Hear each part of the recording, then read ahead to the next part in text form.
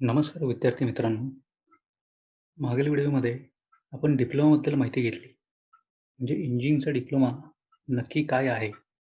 त्यातील संधी कुठल्या-कुठल्या उपलब्ध आहेत? पण हा डिप्लोमा नक्की करायचा कुठून? त्या संदर्भात या व्हिडिओमध्ये आपण माहिती घेणार आहोत. तर हा जो डिप्लोमा आहे, हा तुम्हाला पॉलिटेक्निक कॉलेजमधनं करावा लागतो. म्हणजे 10वी नंतर जर तुम्हाला डिप्लोमा इंजिनिअरिंगमधलं शिक्षण घ्यायचं असेल, तर तुम्हाला पॉलिटेक्निक कॉलेजमध्ये ॲडमिशन घ्यावं लागेल. पण ज्या पॉलिटेक्निक कॉलेजला 3 संस्थांची मान्यता असते, तिथलाच डिप्लोमा हा गृहीत धरला जातो. तर या 3 संस्था कुठल्या? तर पहिली म्हणजे AICTE जी केंद्र सरकारची संस्था आहे. म्हणजेच all India council for technical education म्हणजेच अखिल भारतीय तंत्र शिक्षण परिषद. दुसरी संस्था म्हणजे डायरेक्टरेट ऑफ टेक्निकल एज्युकेशन म्हणजे तंत्र शिक्षण संचालनालय, महाराष्ट्र राज्य.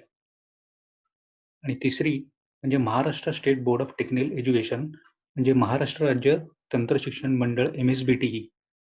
या 3 संस्थांची ज्या पॉलिटेक्निकला मान्यता असेल, तिथलाच डिप्लोमा किंवा तिथलीच पदविका ही गृहीत धरली जाते. असंच एक पॉलिटेक्निक कॉलेज हे पुण्यामध्ये लोहगावमध्ये आहे. तर आता मी जशी तुम्हाला माहिती दिली, की ज्या 3 संस्थांची मान्यता लागते, त्या तिन्ही संस्थांची मान्यता या RIT पॉलिटेक्निक कॉलेजला आहे. कासेगाव एज्युकेशन सोसायटीचे Rajaram Bapu institute of technology हे पॉलिटेक्निक कॉलेज हे लोहगावमध्ये स्थित आहे. तर या कॉलेजबद्दल थोडी माहिती आपण जाणून घेऊ. या कॉलेजची वेबसाईट मी तुम्हाला खाली लिंकमध्ये पाठवली आहे. ती कृपया सर्वांनी क्लिक करून चेक करावी. म्हणजे तुम्हाला वेबसाईटवरून कॉलेजबद्दल सर्व माहिती मिळेल. या कॉलेजमध्ये इंजिनिअरिंग डिप्लोमाचे 3 कोर्सेस ऑफर केले जातात. पहिला आहे मेकॅनिकल इंजिनिअरिंग म्हणजे यांत्रिक अभियांत्रिकी, ज्याचा इंटेक 120 आहे. दुसरा सिव्हिल इंजिनिअरिंग म्हणजे स्थापत्य अभियांत्रिकी, इंटेक 60 आहे. आणि तिसरा म्हणजे कॉम्प्युटर इंजिनिअरिंग म्हणजे संगणक अभियांत्रिकी, ज्याचा इंटेक 60 आहे. आता या ज्या 3 फील्ड आहेत, या खूप महत्त्वाच्या आहेत. त्यामुळे हा डिप्लोमा इथे प्रदान केला जातो. मेकॅनिकल, सिव्हिल आणि कॉम्प्युटर या इंजिनिअरिंग क्षेत्रातल्या बेसिक फील्ड या ग्राह्य धरल्या जातात. कारण या फील्डमधल्या ज्या करिअर ऑपॉर्च्युनिटीज आहेत, त्या इतर फील्डपेक्षा खूप आहेत. आता डिप्लोमामध्ये जर तुम्ही बघितलं तर इलेक्ट्रिकल, इलेक्ट्रॉनिक्स, रोबोटिक्स, त्यानंतर IT असे बरेचसे फील्ड उपलब्ध आहेत.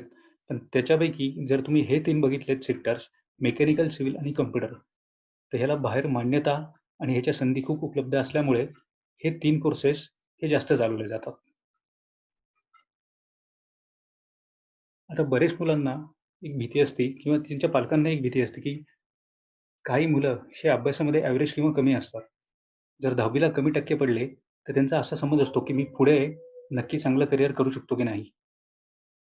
पण तसं नाहीये मित्रांनो. कारण 10वी ला जरी तुम्हाला कमी टक्के पडले, पण तरी तुम्ही पुढचं शिक्षण जे आहे ते व्यवस्थित अभ्यास करून, व्यवस्थित समजून घेऊन तुम्ही चांगल्या पद्धतीने तुमचं करिअर घडवू शकता. आता हे RIT पॉलिटेक्निक कॉलेजमधले काही टॉपर्स आहेत. यातली काही मुलं ही 10वी ला एव्हरेज होती. म्हणजे अगदी त्यांना फर्स्ट क्लास किंवा असे मार्क्स होते.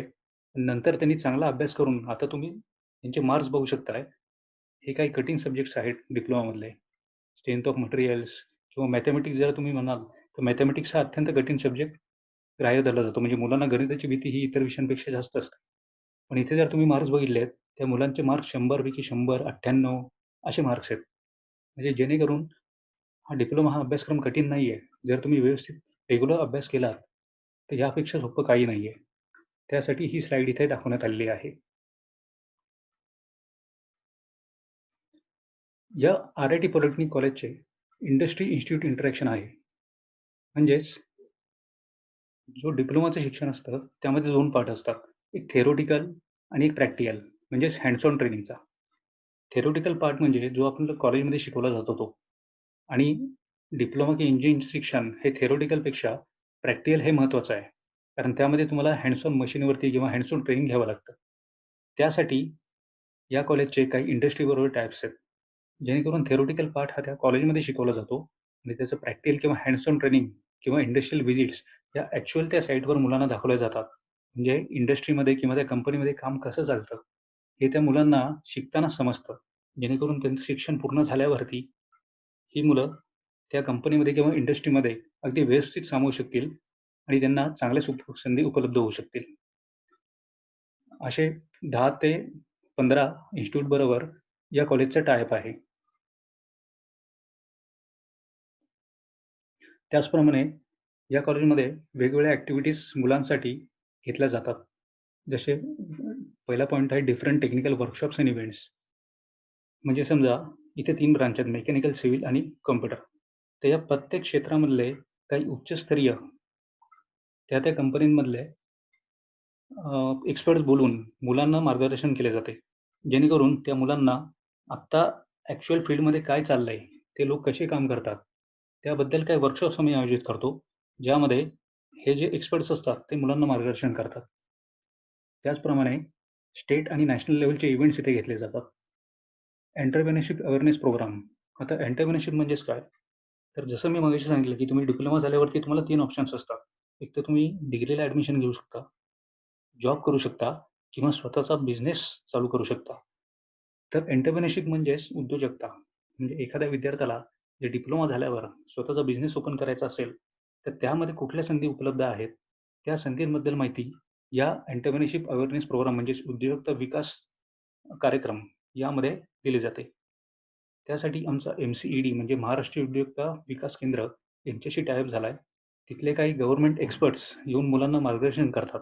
जेणेकरून पुढे मुलांना जर स्वतःचा बिझनेस ओपन करायचा असेल, तर त्यासाठी काय संधी आहेत त्यांना आणि गव्हर्नमेंटकडनं फंडिंग कसं होऊ शकतं, त्या संदर्भात ते मार्गदर्शन करतात. त्याचप्रमाणे इथे सगळ्या फॅकल्टीज या ME MTech म्हणजेच इंजिनिअरिंगमधले पोस्ट ग्रॅज्युएशन शिक्षण घेतलेले आहेत. त्यांचेही प्रोग्राम इथे कंडक्ट केले जातात. Faculty development programs. पुढे जर आपण बघितलं तर CNC training program by mechanical engineering department. आता CNC जर तुम्ही बघितले, तुम्ही जर MIDC मध्ये गेलात, इंडस्ट्री सेक्टरमध्ये, तुम्हाला आता 90% मशीन्स हे CNC मशीन्स दिसतील, म्हणजे कम्प्युटराइज न्यूमेरिकल कंट्रोल. पूर्वी या मशीनची कामं ही माणसांतर्फे केली जायची. पण आता जेव्हा कम्प्युटराइज किंवा रोबोटिक्स किंवा ऑटोमेशन सगळं आलंय, तिथपासून या मशीनचा वापर जास्त होतोय, जेणेकरून ॲक्युरेसी वाढते. बऱ्याचशा कॉलेजमध्ये या मशीन्स उपलब्ध नसतात, कारण ते अद्ययावत ज्ञान आहे आणि त्या महागड्या असतात. पण या इन्स्टिट्यूटमध्ये RIT पॉलिटेक्निकमध्ये CNC लेथ आणि CNC मिलिंग असे CNC मशीन आहेत. जेणेकरून मुलांना त्याचं ट्रेनिंग देऊन त्यांना अद्ययावत केलं जातं आणि आत्तापासूनच त्यांना इंडस्ट्रीच्या रिलेटेड त्यांना सामावून घेतलं जातं. जेणेकरून ते आत्तापासूनच त्या दृष्टीने काम करून पुढे त्यांना चांगल्या संधी उपलब्ध होतील. तसेच मुलांसाठी करिअर गायडन्स प्रोग्राम घेतले जातात. इंडस्ट्रियल व्हिजिट्स, एक्सपर्ट लेक्चर्स इंडस्ट्रीमधले असे प्रोग्राम अरेंज केले जातात. तसेच हे कॉलेज काही सामाजिक उपक्रमांमध्ये सुद्धा सहभागी घेतात, जसं ट्रॅफिक अवेअरनेस कॅम्प, स्वच्छता अभियान यांसारखे. तसे इथे टेक्निकल आणि कल्चरल इव्हेंट सुद्धा होतात. हे काही फोटोज आपण बघणार आहोत. Technical workshop by mechanical department. इथे जर तुम्ही बघितलं तर Kirloskar, Mercedes Benz, army institute या संस्थांमधले काही एक्सपर्ट बोलून मुलांना मार्गदर्शन केलं गेलं. उद्योजकता विकास शिबिर म्हणजेच एंटरप्रेन्योरशिप अवेअरनेस प्रोग्राम. हे काही इंडस्ट्रीमधले आणि काही गव्हर्नमेंटचे अधिकारी आहेत, जे मुलांना स्वतःचा बिझनेस ओपन करायचा असेल तर त्या संदर्भात मार्गदर्शन करतात. अशा मुलांच्या इंडस्ट्रियल व्हिजिट्स अरेंज केल्या जातात, जेणेकरून त्यांना थेरोटिकल नॉलेज बरोबरच प्रॅक्टिकल म्हणजे ॲक्चुअल फील्डवरती कसं काम चालतं त्याचा अनुभव दिला जातो. विज्ञान आश्रम बाबळला व्हिजिट नेली होती मुलांची. तसेच काही मुलांना पुढे डिफेन्समध्ये जायचं असतं, आर्मी, नेव्ही किंवा एअरफोर्स. तर अशा मुलांचा काय काय संधी उपलब्ध आहेत त्याचीही काळजी इथे घेतली जाते. मुलांची व्हिजिट नेली जाते DIATला, defence institute of arm and technology. ही संस्था पुणे खडकवासला इथे आहे. या संस्थेतर्फे मुलांना मार्गदर्शन केलं जातं, जेणेकरून कोणाला जर डिप्लोमा किंवा डिग्री झाल्यावरती डिफेन्समध्ये जायचं असेल, तर त्यासाठी कसं अप्लाय करायचं, त्या संदर्भात मुलांना मार्गदर्शन केलं जातं. त्याचप्रमाणे मुलांच्या शारीरिक शिक्षणासाठीही इथे मार्गदर्शन केलं जातं. वेगवेगळे उपक्रम इथे राबवले जातात. जसे स्पोर्ट्स ॲक्टिव्हिटीज असतील, क्रिकेट, व्हॉलीबॉल, बास्केटबॉल, बॅडमिंटन किंवा इंटरनल गेम्स असतील, जसं की चेस असे गेम्स इथे आयोजित केले जातात. त्याचप्रमाणे मुलांसाठी काही cultural activities, annual function gathering किंवा मराठी भाषा दिन असे काही कल्चरल इव्हेंट्स सुद्धा साजरे केले जातात. तर ही झाली कॉलेजबद्दल माहिती. आता बरेच मुलांना प्रश्न असतो, की इंजिनिअरिंग म्हटलं की फी जास्त असणार. पण या संदर्भातही तुम्हाला या व्हिडिओमधून काही महत्त्वाच्या गोष्टी सांगितल्या जाणार आहेत, जेणेकरून पालकांना आणि विद्यार्थ्यांना फीबद्दलही माहिती मिळू शकेल. त्याचप्रमाणे काय शिष्यवृत्ती किंवा स्कॉलरशिप अवेलेबल आहेत, त्याचीही माहिती आम्ही तुम्हाला या व्हिडिओमार्फत देणार आहोत.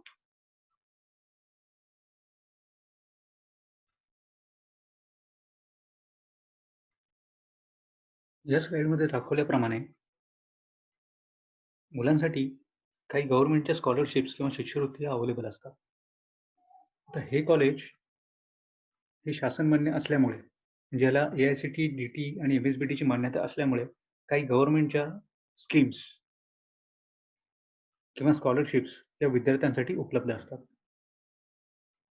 जसं की government of India post matric scholarship SC, ST, VJNT, VJ, DT आणि SBC या मुलांसाठी 100% ट्युशन फी माफ असते.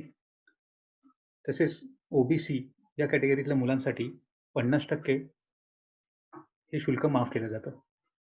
त्याचप्रमाणे EBC म्हणजेच इकॉनॉमिकली बॅकवर्ड जे ओपन कॅन्डिडेट असतात, जर उत्पन्नाचा दाखला हा 8 लाखांपेक्षा कमी असेल, तर त्या मुलांना सुद्धा फीमध्ये 50% सवलत मिळू शकते.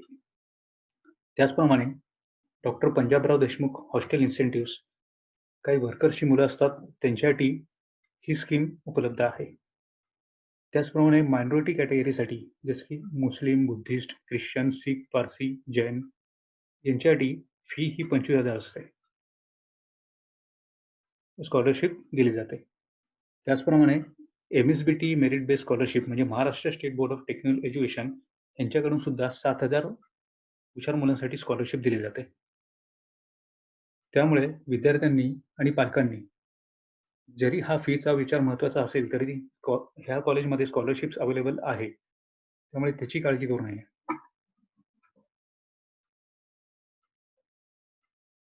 हे आता मी जसं सांगितलं, की खुला प्रवर्ग असेल EBC किंवा OBC किंवा अल्पसंख्याक यांना एकूण शैक्षणिक शुल्काच्या 50% सवलत मिळते. त्यांच्या पालकांचं उत्पन्न मर्यादा हे 8 लाखांपर्यंत असलं पाहिजे. त्याचप्रमाणे SC, ST, SBC, NT या मुलांसाठी एकूण शैक्षणिक शुल्काच्या 100% सवलत ही मिळते. पण त्यासाठी कागदपत्रांची पूर्तता करणं हे महत्त्वाचे आहे. या स्लाइडमध्ये दाखवल्याप्रमाणे इथे प्रत्येक कॅटेगरीनुसार कुठले कागदपत्र हे ग्राह्य धरले जातात किंवा महत्त्वाचे आहेत, याची इथे नोंद दिलेली आहे. कृपया सर्व पालकांनी आणि विद्यार्थ्यांनी हे कागदपत्र आत्ताच काढून ठेवावेत, जेणेकरून स्कॉलरशिपसाठी याचा प्रॉब्लेम येणार नाही आणि त्या मुलांना ती शिष्यवृत्ती किंवा स्कॉलरशिपचा लाभ घेता येईल.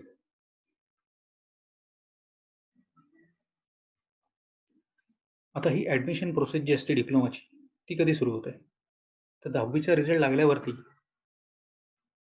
काही दिवसांमध्येच इथे वेबसाईट दिलेली आहे www.dtemaharashtra.gov.in या साईटवरती नोटिफिकेशन टाकलं जातं. तसेच गव्हर्नमेंटकडनं काही पॉलिटेक्निक कॉलेज हे फॅसिलिटी सेंटर म्हणून उपलब्ध करून दिलेले आहेत. जे लोगाव स्थित RIT पॉलिटेक्निक आहे, ते फॅसिलिटी सेंटर असल्यामुळे इथे तुम्हाला योग्य मार्गदर्शन मिळू शकतं. म्हणजे ॲडमिशन प्रोसेस संदर्भात काय प्रोसिजर आहे किंवा त्याचे टप्पे काय आहेत, त्या संदर्भात इथे पालकांना आणि विद्यार्थ्यांना मार्गदर्शन केलं जातं.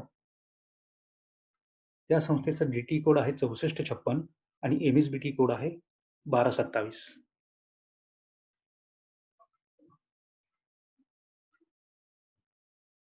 या स्लाइडमध्ये काही इन्फॉर्मेशन दिलेली आहे कॉलेजबद्दल. जर तुम्ही बघितलं तर इथे approved by AICTE new Delhi, DT government of Maharashtra and affiliated to MSBT DT code 6456. कॉलेजची वेबसाईट आहे www.ritppune.com. ही मी तुम्हाला लिंकमध्ये सुद्धा दिलेली आहे. तसेच अजून इतर काही माहिती हवी असल्यास तुम्ही खाली जे संपर्क क्रमांक दिलेले आहेत आणि ॲड्रेस दिलेला आहे त्यावरती तुम्ही संपर्क साधू शकता. आता एलिजिबिलिटी क्रायटेरिया म्हणजे 10वी नंतर फर्स्ट इयरला ॲडमिशन घेण्यासाठी तुम्हाला 10वीला कमीत कमी 35% मार्क्स हे हवेच. त्याचप्रमाणे जसं मी पहिल्या व्हिडिओमध्ये सांगितलं की ज्या मुलांना 12वीला कमी मार्क पडले असतील पण त्यांना डिग्रीला ॲडमिशन मिळालं नसेल पण त्यांना इंजिनिअरिंग करायचं आहे तर ते डिप्लोमाला येऊ शकतात. त्यांना पहिलं वर्ष करायची डिप्लोमाची गरज नाही, डायरेक्ट दुसऱ्या वर्षाला त्यांना ॲडमिशन मिळू शकतं. तसेच ITI आणि MCVC यांना सुद्धा डायरेक्ट सेकंड इयरला ॲडमिशन मिळू शकतं.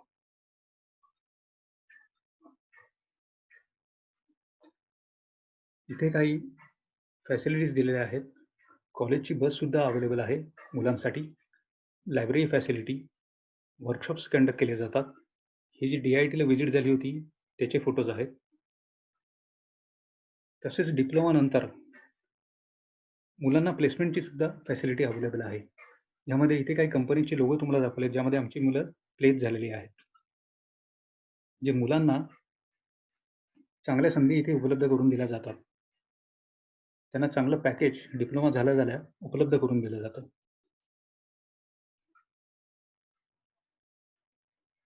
तर अशा प्रकारे तुम्ही या वेबसाईटवर जाऊन कॉलेजची संपूर्ण माहिती घ्या आणि या संधीचा नक्की लाभ घ्या. हे एक उत्तम कॉलेज आहे तुम्हाला डिप्लोमामध्ये शिक्षण घेण्यासाठी आणि इंजिनिअरिंगमध्ये चांगलं करिअर करण्यासाठी. सर्वांचं wish you all the best for your career from RITP. धन्यवाद.